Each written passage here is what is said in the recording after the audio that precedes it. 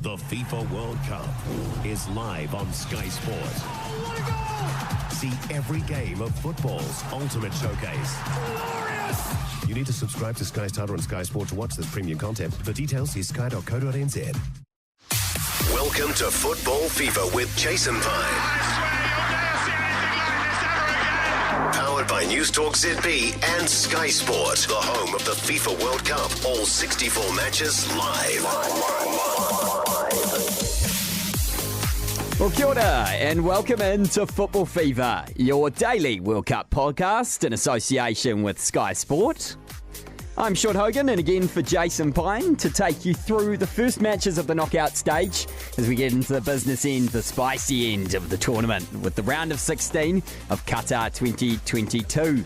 Helping us to digest it all this morning is former All Whites David Choate on the line as our neighbours across the ditch, the Socceroos, took on the might of Lionel Messi in Argentina in one of their biggest ever football fixtures. The end. Argentina quarter-finalists again. But boy, were they made to sweat in the end. And Australia hammered away for the last quarter of an hour, as it turned out fruitlessly. Oh, it really is the hope that kills them, right? Heartbreaking for the Socceroos. 2-1 the final score. They're heading home, but not without a couple of massive chances at the end.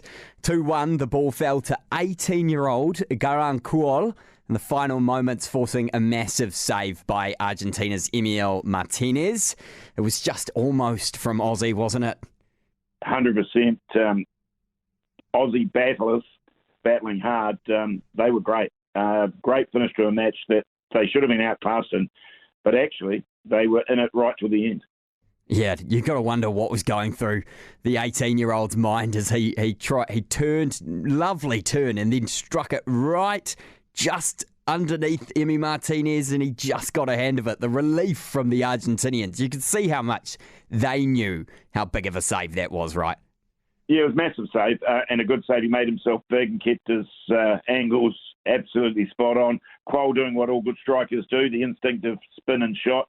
But the one before that was just as exciting for me as his Bajic charging into the box, and it was a late challenge that snuffed out that chance in the 6-yard box. So at the death, Bajic and Quoll with two chances that would have taken that match to extra time. What would Argentina be without Lionel Messi? Unbelievable. Yeah, you're right. The opening stages were pretty tense. And Graham Arnold handing Keanu Bacchus his first ever start for Australia, having a man mark Lionel Messi. They were racked up, weren't they? They were taking it to them.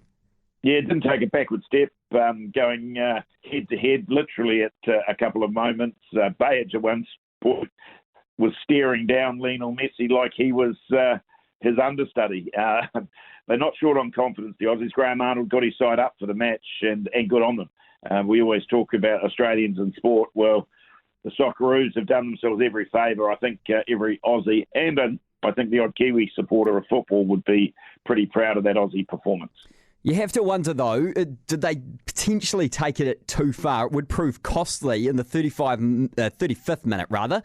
Free kick committed by Bajic, close to the penalty area, and it saw that one-man pounce. Messi. McAllister. Messi!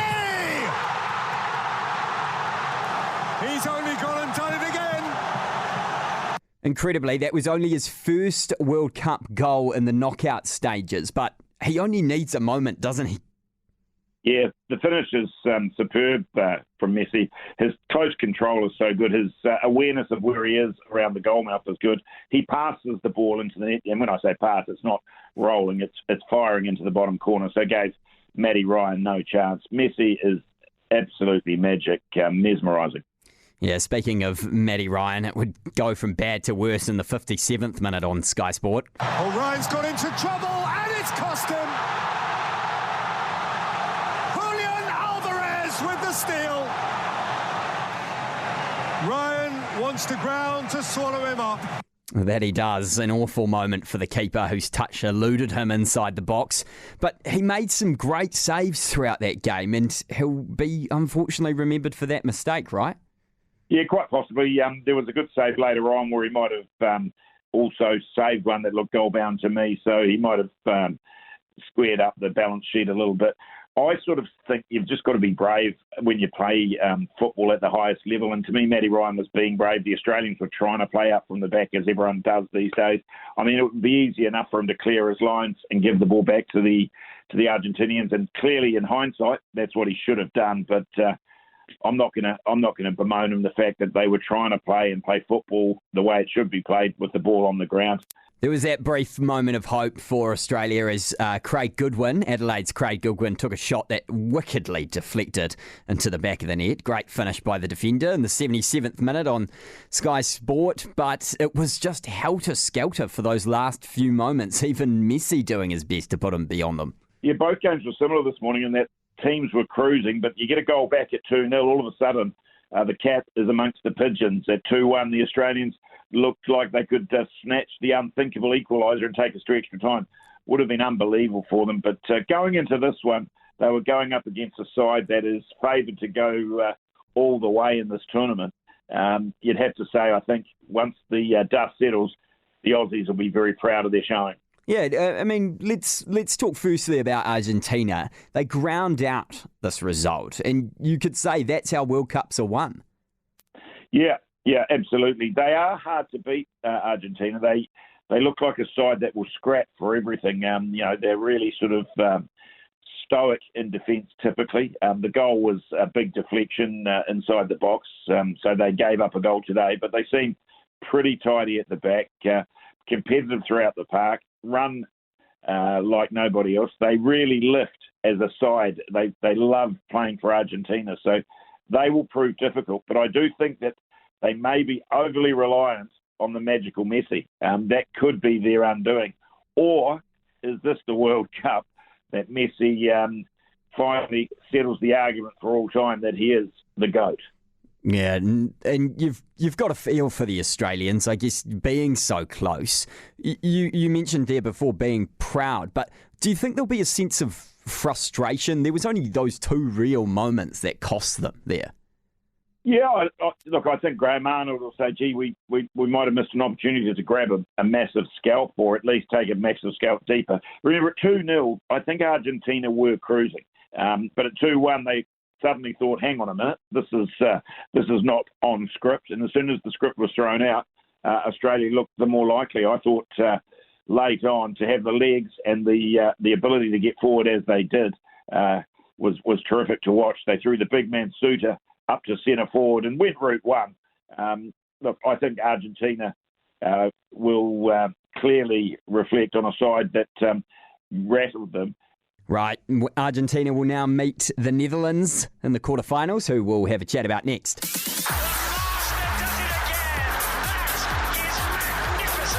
This is Football Fever.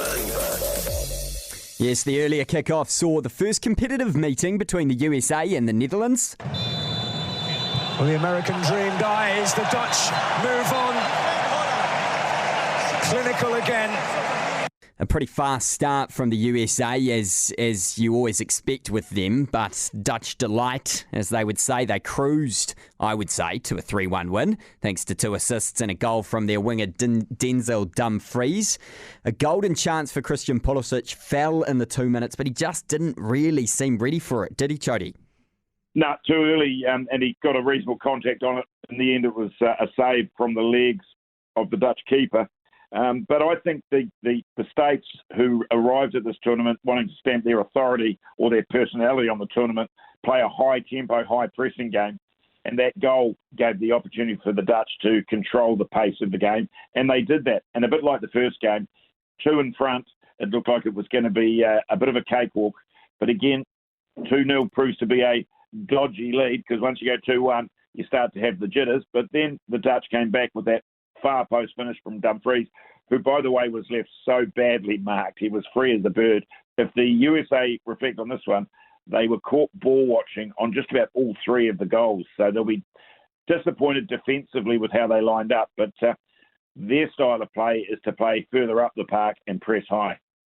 Yeah, and the dagger really came in that at the start or just before the end of the first half. As you say, caught ball watching again for the second time, and Daley Blind was through on goal. Klaassen finds Dumfries. Managed to stay onside. Well, it's wing-back to wing-back. Daley Blind sweeps it home.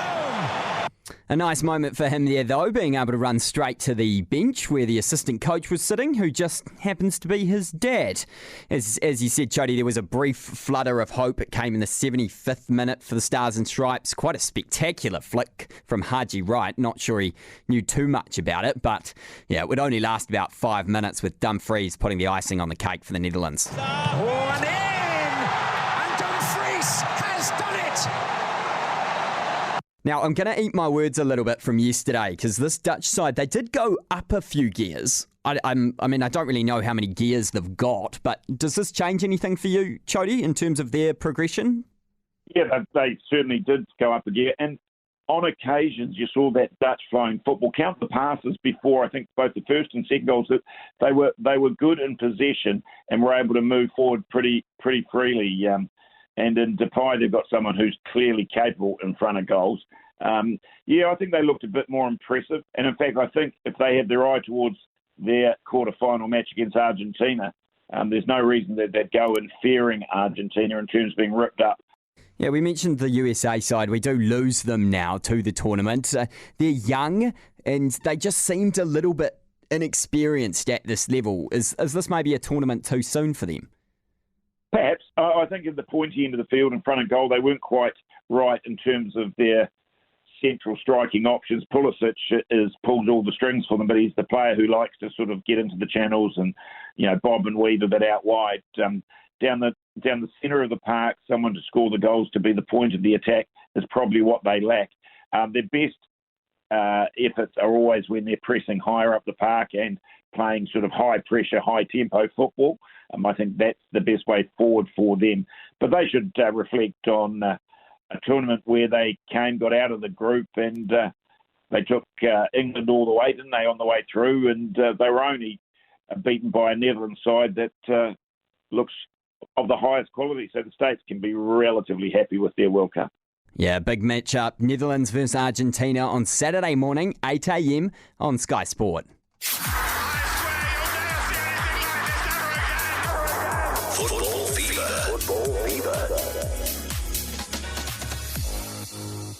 Well, let's touch on tomorrow's matchups. The big one for many, England-Senegal, 8 a.m. on Sky Sport.